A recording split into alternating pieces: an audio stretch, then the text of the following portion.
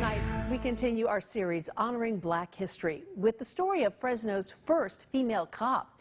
CBS 47's Anthony Bailey sat down for an exclusive interview, and he takes us down the unlikely road she traveled to wear the uniform.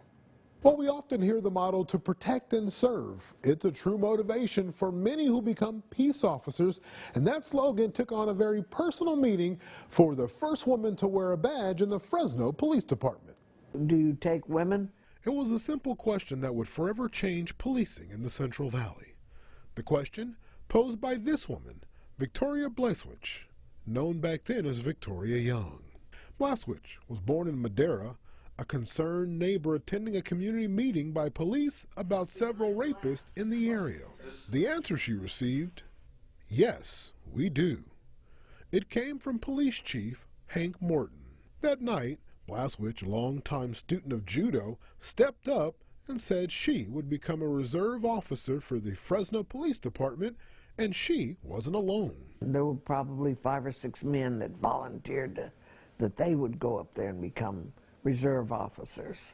Blaswich would be the first and only woman, a reality that would come with its own challenges.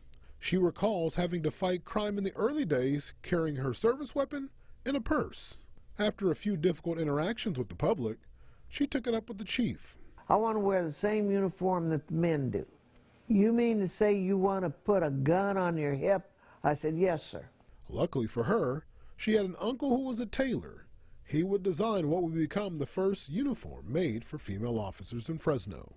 After grabbing a gun from the armory, she went to the chief and got the sign-off. He stood there with his mouth open. For the next several decades, Blaswich would continue working to keep Valley residents safe. She would earn the promotion to sergeant. These photos were taken by a photographer for the city. Being a police officer isn't all yelling and screaming at people and putting them down. I didn't do that.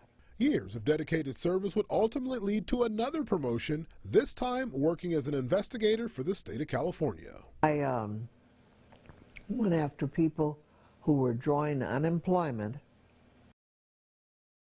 working at the same time. Now retired, she continues to keep herself busy, and that includes an upcoming event where she'll be moving to the 6th degree for judo. For Eyewitness News, I'm Anthony Bailey.